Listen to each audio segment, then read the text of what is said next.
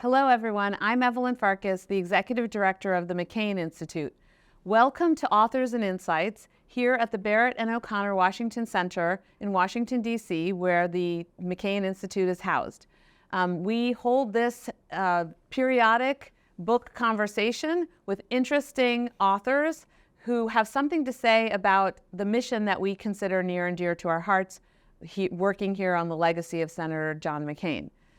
We are pro-engagement. We want America to be active in the world, and so we are very excited today to have with us Alex Ward, who is the national security contributor for POLITICO. He has run their daily report, was the founder.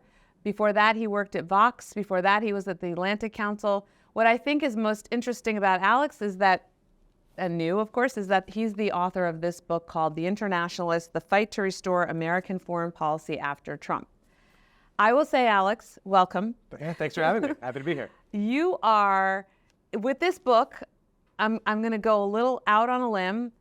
People are going to think I'm exaggerating, but you are like the Bob Woodward, the next generation Bob Woodward, because you have done what he tried to do in his books, kind of describe for American people what's happening in history in real time. So you have, it seems, with this book, undertaken to explain to us, again, real time, while the Biden administration is still in office, what their doctrine is, what they aim to do when it comes to foreign policy.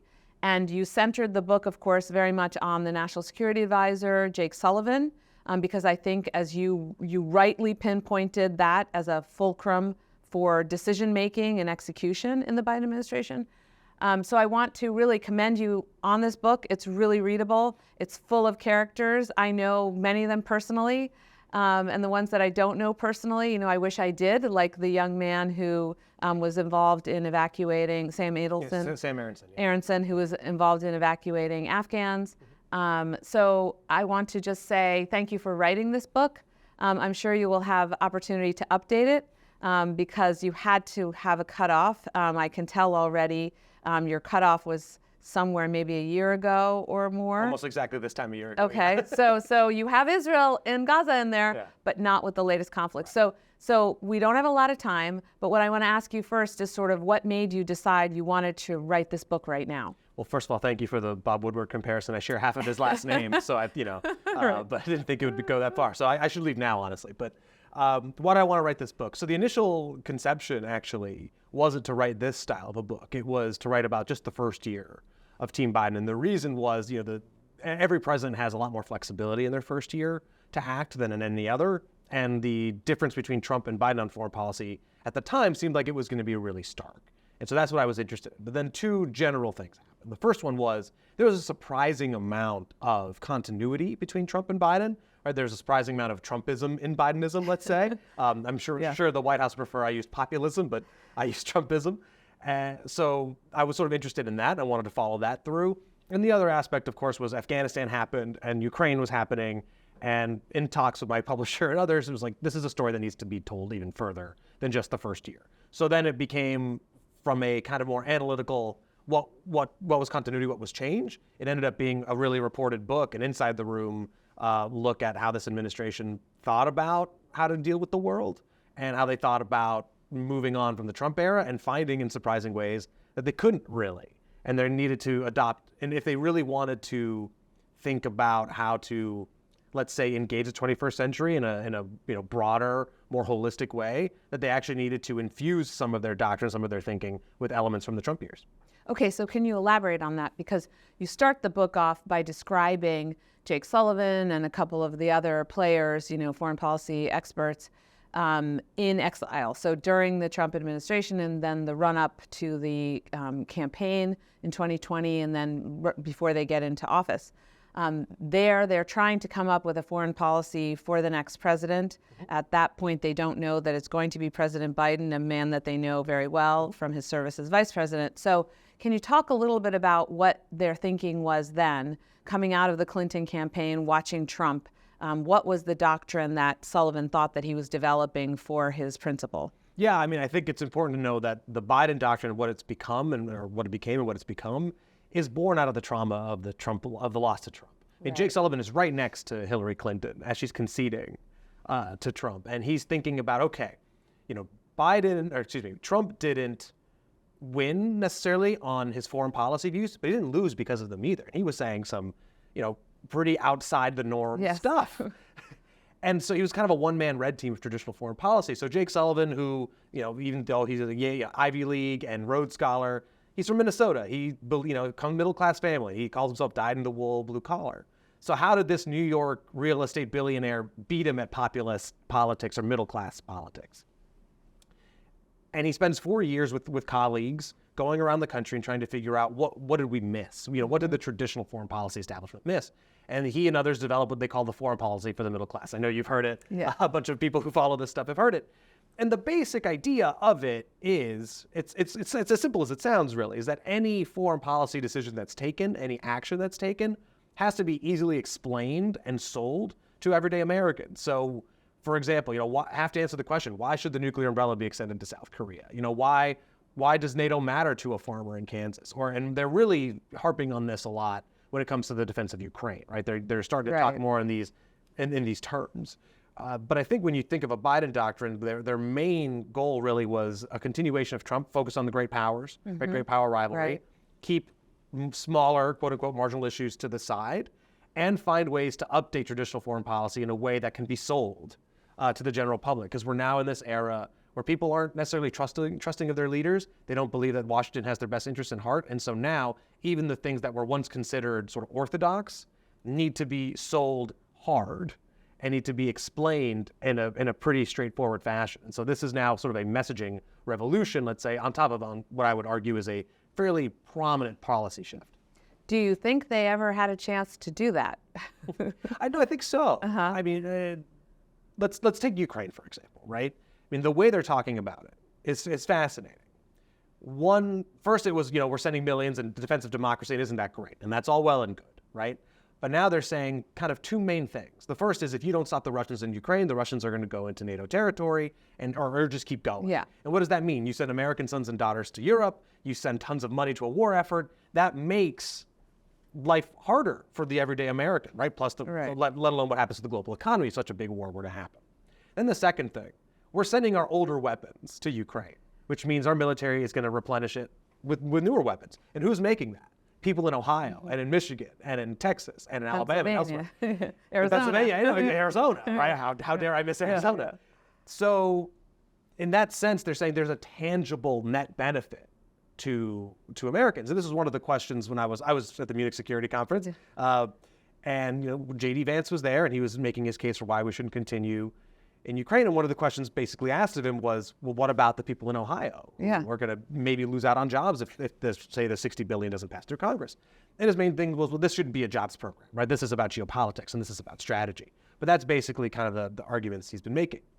So we could apply this to many areas. And I would say that basically up through Afghanistan, and you could make the case that Afghanistan was part of this, but generally speaking, I think they have implemented this, maybe not in all the ways they would have liked, maybe not as seamlessly because, of course, life happens, but they have done it. And they're using this language and this framing for even their biggest foreign policy mission. Yeah, no, I mean, clearly all of those bad things would happen if Vladimir Putin prevails. And it's worth reminding the American people that our number one trade partners, it's about, I think, 700,000 jobs are created by the trade relationship we have with Europe. But I'm not an economist, so I may have that number wrong, and it may be way higher. I'm also not an economist. Obviously, there are a lot of jobs hanging in the balance when you look at global trade writ large, and that's also true for China. But before I go to China, I want to kind of stay sort of chronological with the book because it's in my brain right now. You start off, with some of the conflicts that Biden didn't want to have distract him from the big power competitions. And the one that comes up right away is Israel and Gaza. Yeah. And it's insane because, I'm reading this and I'm like, wait, what year was this? 2021. Right. And then, of course, it flared back up. But what struck me, what was so interesting was that relationship between Biden and Netanyahu that you described so well. I want to know how you know this. And how Biden perceived himself as having an impact on Netanyahu's decision making, and clearly, as you describe, he thought that it was more important to speak strongly and firmly behind the scenes and in public be supportive. And hello, that's exactly the same, approach we see, on the world stage right now. So my question is, do you think it worked the first time, and do you expect it to work this time? Meaning work so that we have the conflict brought to a reasonable close, not necessarily a resolution, but where the fighting has stopped, and we can get a path to political, peace, to state solution perhaps, and Biden can go back to worrying about China and Russia. Okay, I'll try to unpack all that. As to the May 2021, if you talk to the Biden administration, they think that their approach, basically hug in public, push in private, was amazingly effective because Hamas attacked. It was nothing like October 7th, but Hamas attacked, and it was deadly and bad. Israel retaliated. Biden is like, hey, Israel has a right to self-defense. Do what you got to do. But let's see how we can end this as quickly as possible. And because of that approach, and I should note the fact that there was growing pressure from progressives, where Biden could say, hey, Bibi, you're losing the Democratic Party here. Find a way to bring this to a resolution. Biden leveraged that. And so the conflict ended in 11 days. So when you talk to the administration, do they wish it lasted 11 days? No. But are they happy that it did? Yes. Yeah. Right? They think that was very useful. So come October 7th, same playbook, right? Of course, the context changed. Right. Again, the October 7th attack was massive, brutal, barbaric. Awful. 1,200 people died. The government that Netanyahu is leading is more to the right and is less, let's say, open to any persuasion and less open to anything relating to Palestinians. And then you also have a reeling Israeli public that is actually very supportive of the military campaign. So you're welcome to literally, Biden literally went to Israel and hugged Bibi, right? Yeah. Literally did. Yeah. And then private is now more and more been like, hey, well, this needs to come to a close. There's less suasion now. Yeah. There's less influence. And again, part of that is just the general context in Israel, but part of it is that this is just, of course, just so big. And so now the Biden administration is trying to find ways to, other ways, but they're not willing to go all the way, right? There are tons of people who are saying time to condition military aid or other assistance, and they're just not willing to do that because at this point, maybe it's an election, because it's an election year. That could be part of it. But the one thing is they want to be seen as both pro-Israel and both pro-Palestinian, and it can be done, but it's hard in such an environment and in such a context. And what makes it even harder then, especially when you're trying to make clear messaging signals, is that there's a lot of muddle. And so that leads to, I think, a lot of the issues you're seeing in the policy. Now, the Biden team, I'm sure, would tell you, look, if we didn't follow this playbook, we would lose any sense of influence with the Israelis. And maybe it could have been worse than what we're seeing now. That's a hard argument to make. Right. I mean, it's hard to counter that, right? Right. It's hard to counter that. But they will say, look, I think they would go, the Israeli military campaign would have been more all out if it weren't for this approach. And you wouldn't see as much humanitarian assistance going into Gaza without this approach. So maybe not. We don't know. Right. But for many people, I don't know where we're at right now, but 29,000, 30,000, Palestinians, that's an unacceptable total and hard to count that as a success in any way. Right. No, it's a tragedy. It's a tragedy for the Israeli people. It's a tragedy for sure for the Palestinian people. It does bring up the question of how much leverage do we have with our Gulf partners, if you will, because they're the ones that ultimately. So on the one hand, we have to put pressure on Israel, but on the other hand, they need to put pressure on Hamas and the Palestinians, including the Palestinian Authority, and that pressure, will be, I think that pressure can also be increased by our diplomacy. And so I guess my other question would be, have we lost leverage with our Gulf partners? Do we have enough leverage with them to push Hamas? It's hard to know. I remember I was there when Biden went to Saudi Arabia for the famous fist bump with MBS, right? And the goal of that was, yes, there was the question of it. Maybe China's making inroads with the Saudis, and we're worried about OPEC, oil prices. Speaking of foreign policy, middle class, lower gas prices is part of that, right? But the sense was, okay, we're at an understanding now. If we do this, we will have such influence with the Saudis. It doesn't seem like we do, or many of our other allies in the region. Now, we should also note, just generally speaking, these are rich nations that have not been offering a lot of money to the Palestinian cause. I think there was even a Jon Stewart segment in which he said the Saudis have given as much to the Palestinians recently as they've given to Phil Mickelson for his golf contract. So there's also just generally, that's on them. That's not really us. But there's a question about just how much influence the U.S. really has now. And it seems like the general policy here when it came to the Israeli, and I should just note, the Israeli-Palestinian issue was a totally side burner issue for this administration until just months before October 7th. Yeah. It picked up as they were doing the Israeli-Saudi normalization discussions. Now, in that context, their whole thing with the Israeli-Palestinian issue can be solved as sort of a bank shot. Yeah. Get the normalization done right, and then you can work the Palestinian issue. But it seems, and this is what critics were saying, even when the Abraham Accords were being discussed and rolled out during the Trump years, that there was always missing this component. That if you leave the Israeli-Palestinian issue to fester, it could come back to bite you over time, and it obviously did in the Biden years. Yeah. Really interesting. I think I could spend the next hour talking about just the Middle East with you, but we don't have time for that. I do want to talk about Afghanistan and Ukraine, but let me just, since we're talking about U.S. influence, and you are trying to kind of set up a picture for us of either continuity or discontinuity among, and I'm going to say 3 administrations, because you have the same players from the Obama administration who feature largely in this book, including, of course, the president himself. So you have Obama administration, Trump administration, and then now Biden administration.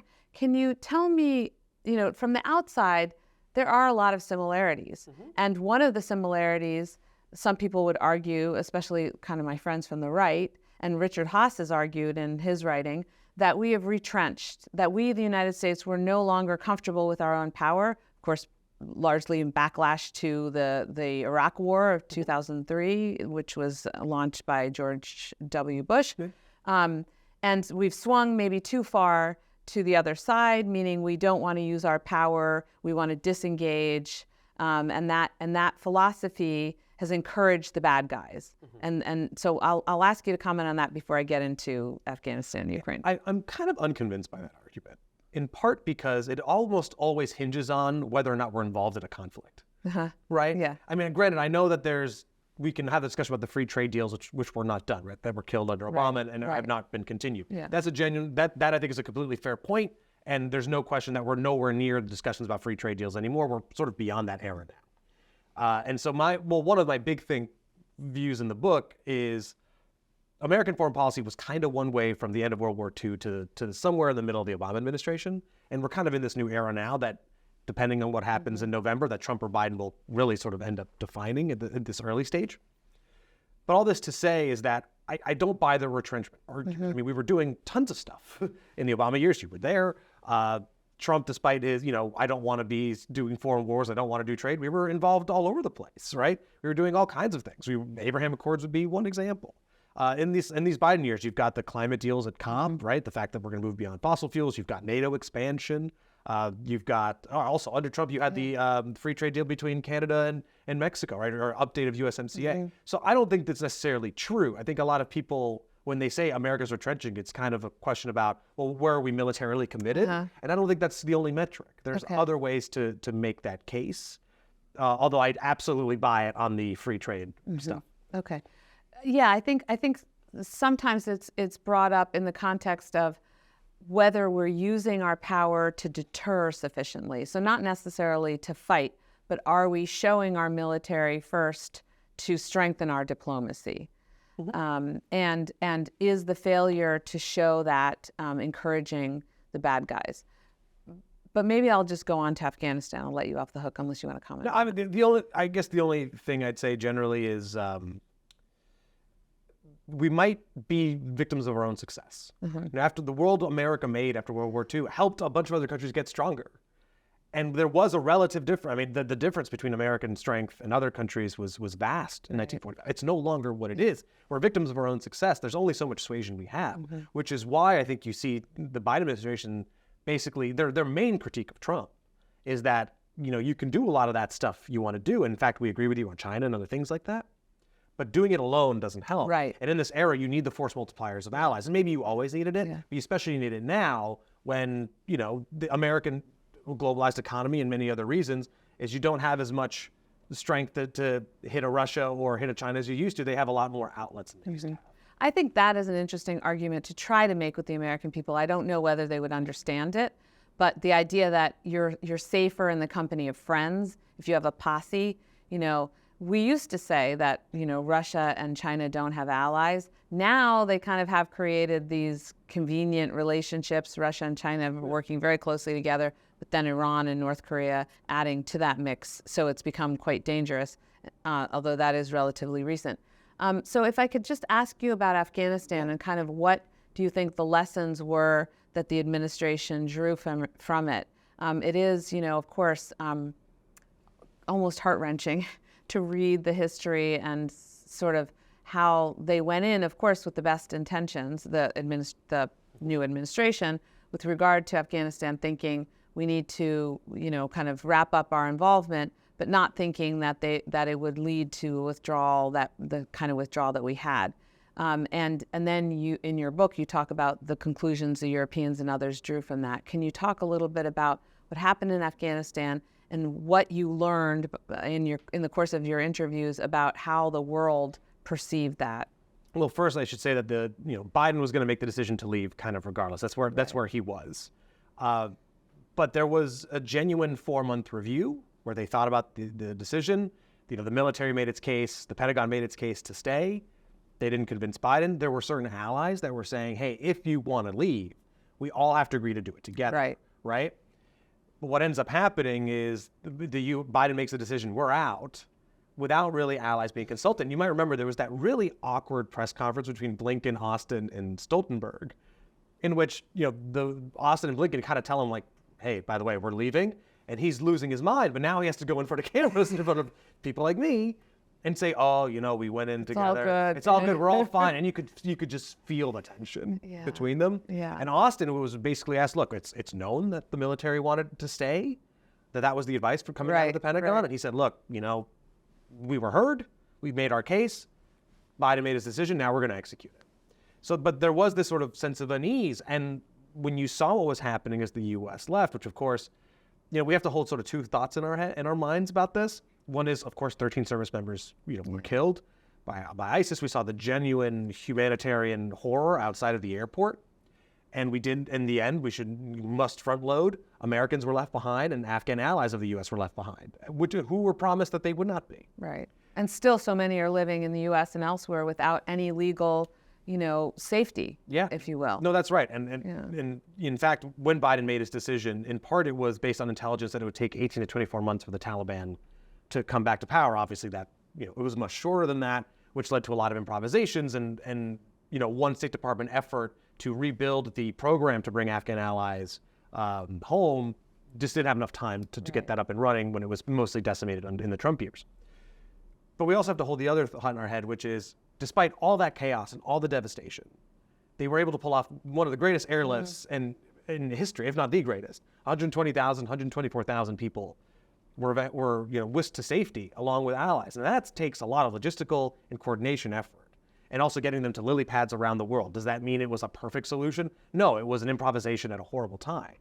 But if you talk to Team Biden, they will say that was a sign of that they were the A-team, that they did figure it out.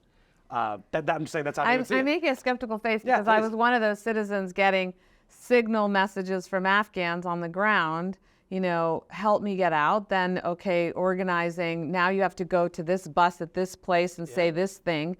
And regular people like me, I'm at the beach, in Delaware, and it's 3 a.m. and I have my phone set, and my fiance is in another room, so he doesn't have to wake up.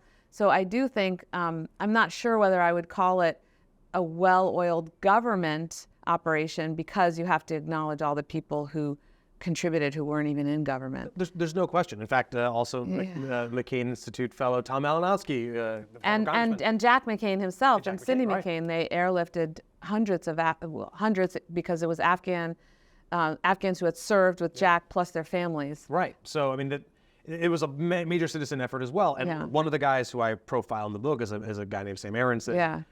He was right outside Kabul airport. He was making life and death decisions like that with really little policy guidance.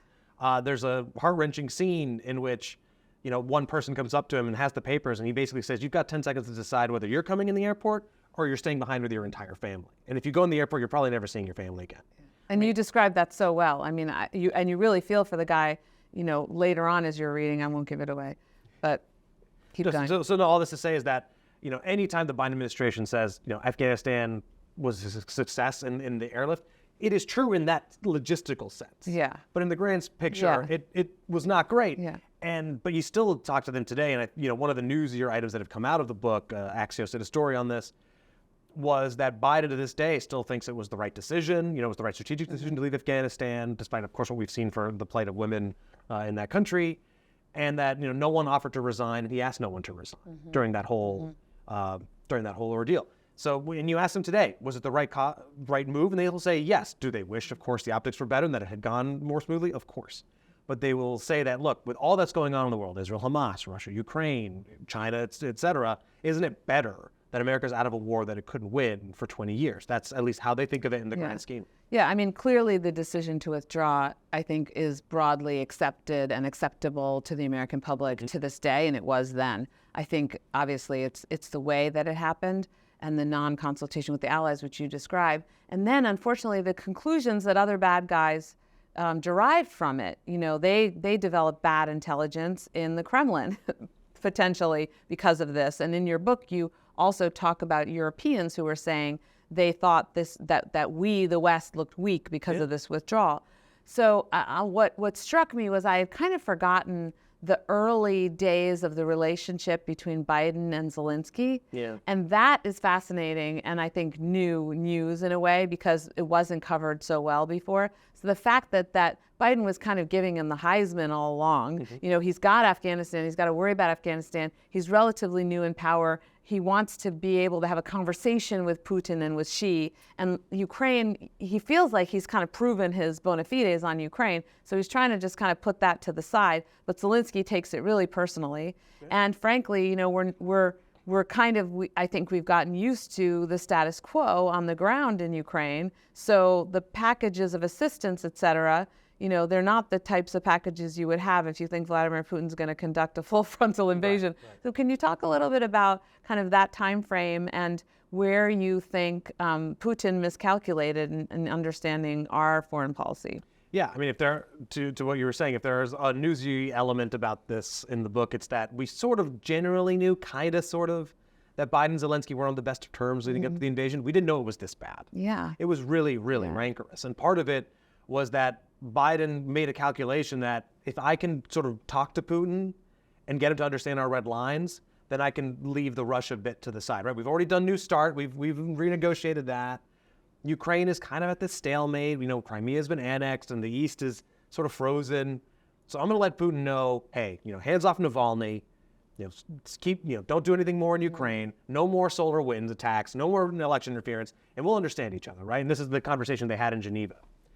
And Biden basically leaves and his team leave figuratively and literally high-fiving, going, we got it, He gets where we're at. I had a quote somewhere of what you had them saying, but go on. Yeah, no, and so that's how they felt. And in fairness, Biden was asked, I believe it was by CNN's Caitlin Collins, like, do you trust Putin, right? Yeah. And Biden goes, no, I don't trust the guy. I was so glad he said that. Right, he's like, no, I don't trust the guy, but you need to have these kinds of conversations because that's how Biden sees foreign policy. That is really one-on-one.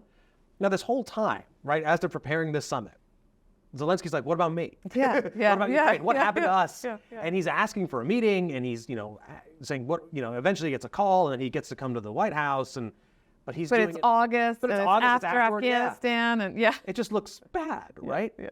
And so then, of course, we come up to just the lead up of the invasion, and this whole time, the America gets the intelligence. John Feiner, the Deputy National Security Advisor, is like, oh my goodness, this is what it's showing. Yeah. They have with meetings with Jake, et cetera. And they go, okay, start talking to allies, start talking to the Ukrainians, tell them what we know. And Biden's basically saying, look, we've got this intelligence that Putin's going to go all out. He's going to try to basically take your country. Zelensky's like, no, it's not true. One, my intelligence doesn't show that. Two, the Russians are not that stupid. They're not going to do it. And three, if this were real, if you guys were this serious that this is going to come, why aren't you sending weapons now? Why aren't you sanctioning now? Why aren't all your allies also doing the same thing? Part of it is for two reasons. One, some allies were skeptical, right? France and Germany were not too sure that this was real. The UK was right on board from the beginning. And the other aspect was a Biden administration calculation that it was better to talk to the Russians and be caught trying diplomatically than to go all in from the beginning. Because if you send the weapons early or you sanction the Russians, then that just encourages escalation. That was their theory of the case, right? Don't sanction before because that's the deterrent effect. If you sanction before, then Putin has no reason to hold fire. And if you send weapons, well, then Putin might as well go earlier before the Ukrainians are better armed. So that was their calculation, right? But until they had done that, Zelensky was like, this isn't real. You guys are wrong. And they got the shouting matches. Yeah. I mean, it was really, really bad. So a horrible, horrible relationship, but nothing sharpens the mind like having tanks rolled into your country. Yeah. So of course, the moment the Russians come in, Zelensky's like, great, where are my weapons? What are you guys doing? How can we work together? And the relationship is better. It could not really have been worse. Yeah, it seems that everything changed. Yeah, of course. Or to a large extent. Yeah. So let's bring it forward now, because I thought you did a phenomenal job describing that relationship, and I did not realize how bad it was and how, Biden's like telling him, your country's about to be invaded, man. Like, dude, protect your country, basically. and he puts down the phone, and you describe him doing something like this, sort of, what am I going to do? But then I think, some of the people who talk to you talk about Ukraine. They didn't see the invasion coming. I mean, they did see the invasion coming, sorry. When they're dealing with Afghanistan and in the aftermath of Afghanistan, they're feeling so badly because, of course, they didn't intend for this to happen this way. And they recognize that, there were mistakes made and there were miscalculations, and it might have been better. And, leaving aside the overall strategic objectives. And so they're thinking we need something, to reset the narrative about our foreign policy. And the Ukraine, this full frontal invasion and the way the Biden administration handled it really did reset the description, the narrative about the Biden administration's foreign policy. Can you talk a little bit about that? Yeah, there's no question. I mean, after Afghanistan, the Jake Sullivans and the Tony Blinkens and the Lloyd Austins and the President Bidens of the world were worried that that's what history would remember them for. Right. What they saw in Afghanistan. Yeah. And it's not that they were asking for a Russian invasion of Ukraine. But no, they were of course not. And they did warn the world and Zelensky. So right, but they were looking for an opportunity to prove themselves. Right. However, in whatever form that came. And of course, pretty much soon after, you see the intelligence. And so pretty immediately, it was like, okay, start talking to the Russians, start talking to our allies, start talking to the Ukrainians, develop a sanctions plan, develop a military assistance plan. Let's get going. This is kind of our moment, right? This is where we can shine. And they took some lessons from Afghanistan and applied it to Ukraine. And the Obama administration, because remember, Ukraine's been at war for 10 years now. Right. Well, this is part of it, is that, and we made mistakes then. I say we because I was part of that administration. No, absolutely. I mean, there was, when you talk to them, them being Biden administration officials, they were very clear that the trauma of 2014 and the annexation of Crimea and it is still with them. And there's for me, kind of humorous, but I think actually oddly instructive, is, Jake Sullivan went on record about this. He talked about how the movie Austin Powers inspired his thinking about this. There's a scene in the first movie where there's a police officer that's going like, no! And what happens? The camera zooms out and then it's Austin Powers and Elizabeth Hurley on a steamroller, totally on the other side of the hallway. That's right, yeah. And but slow moving, and the whole time the cop's going, no. Yeah. And Jake was like, I'm determined that we're not that cop. Yeah. We can see the steamroller coming. Yeah. Just get out of the way or find a way to stop. Yeah. And one thing about Jake is he loves Billy Joel and he loves movies. And so that's how he thinks about things. So when it came to Ukraine, it was like, how do we not be the cop? Right. This Austin Powers principle that I write about. So that was kind of the response. And the fact that they got, the West on it, canceled Nord Stream 2. And actually one of the things that was somewhat newsy again in this book is that they had all the sanctions that they had been developing, all the things that they had been planning for if the Russians do it, we're going to hit them hard. Yeah. They built a list that they thought would last them months. They went through it in a week. Wow. In part because the Europeans went a lot harder than expected. Right. So that is also somewhat being a victim of your own success, right? That they got the Europeans so on board with what they needed to do. The coordination was so strong that I think Putin helped with that. Well, no question. There's no question. Because he was so out there this time. Yes. I mean, really flagrant. And also the human rights violations were off the charts like we hadn't seen since the Balkan Wars, and right there in the immediate backyard of our European allies. Yeah, no question. I mean, Putin is one reason for the cohesion. Yeah. Right? Yeah. But I think you have to give the Biden administration credit for basically stealing the West for what was to come and preparing them for how to act. Yeah, and all along, what I also appreciate, because I want to bring China into this, is how they understood the connection between how they responded to this new full frontal invasion of Ukraine and ultimately their policy vis-a-vis China. Can you talk a little bit about that as well? Yeah, it's been a bit of a tough one, right? Because the whole time the grand architecture has been, we're going to compete against China. We don't want conflict. We're not looking for this to tip over. And, this is, of course, but we're going to compete in technology and climate and in myriad industries. When it comes to Russia, the question was, okay, well, the Russians have a sort of a sibling, let's say, that they can turn to. There's not much we can do here. So the U.S. kind of quietly was like, hey, here's the response that's going to happen. Don't help. Mm-hmm. Right? Now, that's sort of fallen apart a little bit as the war has gone on. There's, of course, reports that they're sending material that do have military uses and dual use and that kind of thing. Yeah. But still, I think a lot of people would have expected a bit more Chinese involvement than we've seen, and we just haven't. So I think the Biden administration would take that as a bit of a win, that that the fact that even though they're competing, that they are open to communication with the Chinese, that they are sort of understanding each other, even as things are tense. I don't want to say it's a good relationship, right? But it's not as bad as it could be. That is at least one reason why, even though the Chinese are helping, they're not helping to an extent they could have. Yeah, and I think on the nuclear, if you ask the nuclear, wonks, who are always just looking only at the nuclear components of all this, the Chinese have been very helpful, because the Chinese, I think it was the foreign minister, got out with, or maybe it was she, with the German chancellor, it would have been she then, I think, who said, no one should be threatening use of nuclear weapons, right, which is clearly pointed at Putin and the Kremlin. Right. So I think they've also been constructive to some extent, but they provide obviously a lot of diplomatic cover and dual use. Yes. They don't want the economy to fall apart, and they don't want to be sanctioned by us so far, although there's, of course, an open question about where Xi brings his country if he decides that national security is more important for China than economic growth. Okay.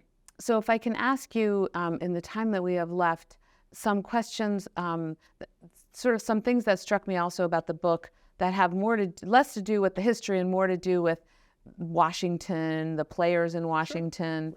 Sure. One thing that struck me as I was reading it was I was reading a book with a lot of males, a lot of men doing this and men saying that, and there was of course the senior speechwriter Carolyn, who I've actually met, and then Wendy Sherman, whom I know very well. Actually, she was one of my commissioners when I ran a congressional commission, who comes in like 2/3 of the way through, but a lot of men. Can you talk a little bit about whether that struck you as you're working on your book, or whether you've just come to understand that that's the way it is in this administration or in most administrations? I think just as a woman reading the book, it kind of, it drew my attention. It's totally fair. There's no question. I mean, I had to write about the characters who are there, right? And it is, the National Security Advisor, the Secretary of Defense, the Secretary of State, the President, they are men. Yeah. I expected when I started that I would have a lot more Vice President Harris in the book, but she just didn't come up so often. Mm-hmm. Not to say that she's a non-factor. Yeah. It's just in a lot of these sort of decisions that I cover, she wasn't as, in the room. Exactly. Yeah. Wendy Sherman is covered, of course. Amanda Sloat, the NSC Director for Europe, is there. But in terms of the sort of the main characters, Biden chose men. Yeah. There's no question that he chose. So they're the ones I had to cover. But it's a totally fair point. And I did notice it throughout writing the book, and expected this kind of question at some point. Yeah. So let me ask you then another question relating kind of to people in Washington. What advice would you have, and what observations do you have as a journalist? Has it become easier or harder to cover the White House, to cover national security? Do you have any advice for young people who want to be journalists who might be watching this? Sure. Well, we've had totally polar opposite administrations in terms of how you can cover them. The Trump administration leaked like a sieve, but it was hard to know kind of the policy thinking because it was done by tweet. Right. Right. I mean, I know it's a bit of a characterization, but it happened a lot. Trump tweeted an idea or a policy, and then the team found a way to make it policy. Right. It was a much more top down versus bottom up, which the usual process works. With the Biden team, as I just said, it's mostly bottom up. So there's a general process and a thinking that I can write about. But it's hard to get access, and in part because when they came in, they really felt that their mission was to save the world. That's how dangerous Trump was. You can disagree with that general assessment, but that's how they felt about it. And because of that, one of the consequences. I don't disagree, by the way. Okay, but sure, but one of the consequences is that they didn't want to leak on each other. They didn't want to have so much infighting. It always changes the further an administration goes, as you know. It's starting to change a bit now, but at the beginning they were a black box. It was hard to get anything out of them that wasn't a canned statement. So for journalists, the best thing is that everyone always wants to go to, I want to meet the guy. I want to meet the national security advisor. Start low. And that's not just because, one should at the beginning, but also there's a lot of interesting stuff happening at the lower levels. And a lot of those early conversations that filter their way up to the Situation Room, they start low. Right. So start meeting, some new folks at the NSC, start meeting some new folks at State. Also, they like talking to journalists, right? It's flattering to talk to them. They're proud of what they're doing. Of course, and you want to share that with the world. And one of the questions I tend to ask, not to share too many secrets, is kind of like, is there anything happening that you really think the American people should know? And not in the sense of a secret, but just what are you doing that you're proud of? Yeah. What are you doing? Or something that worries you. Something that worries you. Yeah. Yeah. What is it going to affect policy and people? Yeah. I always think we forget that policy equals people, right? Not only in the formulation, but in how it affects and when it affect. Yeah. So I always try to center all my reporting on it's people, ordinary people doing extraordinary things, eventually doing something that is going to have an extraordinary effect on ordinary people. Right. And so I always try to have if you're going to do reporting, and especially even foreign policy, I know the human-centered aspect is much more broad, much more pervasive in domestic reporting. In foreign policy reporting, we've got to get back to this is always about people. And not always, and it is our people too. It's about how it affects us and our nation. But of course, what America does in the world affects millions and arguably billions. Yeah. Well, that's what John McCain felt most strongly. He felt that it was important for us to defend our democracy and human rights in America, but he wanted to go all over the world and defend, every individual's right to their freedom, whether they were living in a democracy or an autocracy. And I think he articulated well that ambition, which is still, despite all of our flaws as a nation, the beacon that we, hold out to the world that makes all these people fight to come into our country, to, sacrifice everything in many cases. So I think that journalists also contribute to that by sharing with the American people things that they need to know, illuminating debates where they need more information, and I think highlighting people who, as Senator McCain did, put service above self. That's our motto here at the McCain Institute as well, because we think by focusing on things like your excellent book that we are also doing a service to the American people who are watching us have this interview today, hopefully, motivating other people to follow in your footsteps. I think as my concluding question, I'd like to ask you what your next book is going to be about. Oh gosh. I've got some thoughts. I don't know if I can share any yet. I do have some thoughts, but of course, I think I have a better shot at writing a second book if more people buy this one. Okay, perfect. All right, so with that, I will show it one more time to the audience, please. It's really well written. Huge congratulations to you, Alex. Thank you so much for joining us today. Thanks for having me. For the audience, please go to McCainInstitute.org to hear more about the work that we do in the democracy space, defending democracy and human rights, and then also creating character-driven leaders. We have many exciting programs. We put out many interesting papers and work to convene policymakers at the highest levels across the globe to really make the biggest impact we can on the issues of the day. So thank you for listening, for watching, and tune in to McCainInstitute.org to find out when we're going to do the next one of these. Thank you. Thank you so much.